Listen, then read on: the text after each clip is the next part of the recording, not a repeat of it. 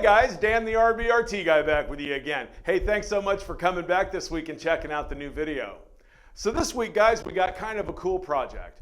A buddy of mine bought a used mower, and when he flipped over this deck to change the blades, this is what he found. Now, as I spin this blade around, I want you to see just how rusted and rounded out that is. In fact, it's chewed up so bad that I've got a regular socket here to show that I can just spin it around with my hands. The other side, however, whoever tried to do this did not try to take this other side off. It looks like it's in pretty good shape. We're going to go ahead and remove this rounded rusty nut, but then we're also going to come over here and preemptively use it on this good nut, because you know what? If this one was that tight, this one's probably stuck and frozen on there too. Okay guys, so what we're going to do is we're going to set this up. I've got my socket extractor here, and we're going to go ahead and take a hammer and beat this bad boy on there. Now when these things lock in, they lock in tight. So let's get it on there. And I've got myself a breaker bar. Let's see if we can crack this thing loose. Oh boy, she's tight. Yep, she's real tight.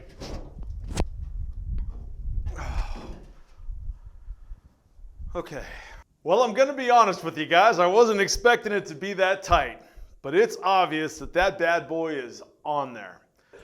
I reviewed the footage on that, and you could see the breaker bar flexing. I mean, I had some beef on that. All right, guys, we're back, and I've got it set up a little bit different. So what I've done is I've taken another socket extractor and pounded it on the pulley on the bottom, put it in the bench vise, and locked it down tight. Now, I know that socket extractor is not going to slip off of there. As you can see, I've braced it up on a wheel with a block. All I'm doing is supporting that edge. And there's the little beauty right there. This little rod threads in through the bottom like this. Now, it has a couple of different purposes, okay? The main purpose, obviously, is when you extract the metal that you're trying to extract, that rod will force it out the tip, so you're not taking it over the vise and trying to beat it out of there and causing any damage. It just pushes it nice and clean right out of the tool. Saves any headache. It's a nice feature. But one of the other really cool functions of that is when you get into a situation like this, and whatever you're trying to get out obviously isn't coming out easily, that little rod now becomes a puller, and it allows me to pull the socket up off of the fastener. Just like that. Now you can see the grooves that my tool made and the indentations it made when it was beaten down on there. It was locked in really tight. But one of the cool things about that rod being able to force it off is now I can add a little bit of heat. And you know, a little heat sometimes is what you need, right? All right, so that looks like it's pretty hot. We're gonna go ahead and take our socket extractor, pound it back down on there. Now I've got myself a really decent breaker bar. Let's see if we can get her out.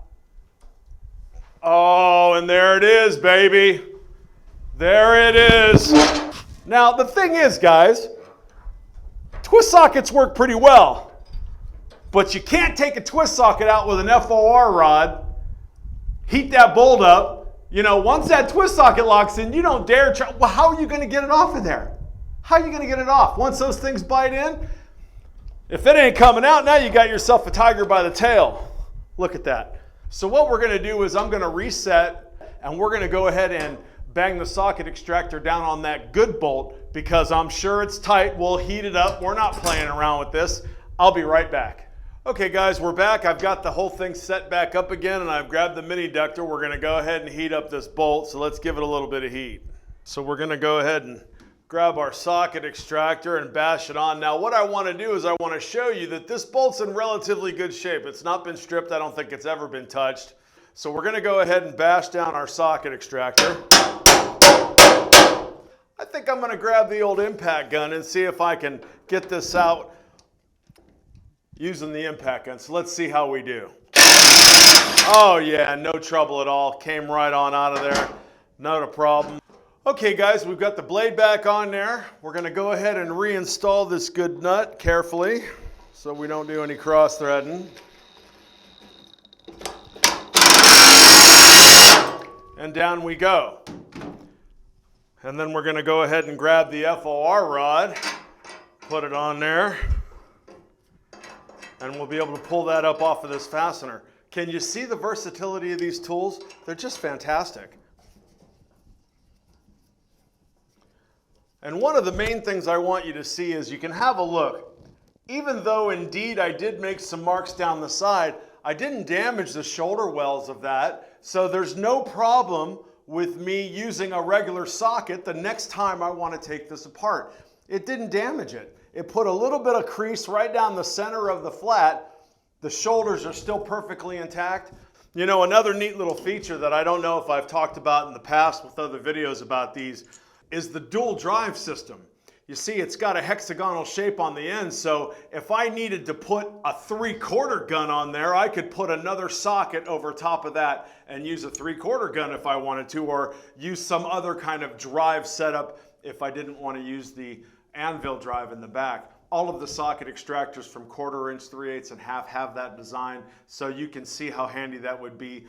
And instead of using a hog ring hole, we've used the little nubs, the little notches on each corner for a ratchet so that the detent ball will sit in there, so it's no problem. You know, they really are very well thought out. So guys, do me a favor, if you liked the video, this was kind of a cool one, give the video a like. If you haven't done it yet, subscribe to the channel, and please share this information out with your friends, because I really do think that the RBRT line as a whole, but these socket extractors that we've showcased in this video really do make a job a lot easier when you're dealing with this kind of thing.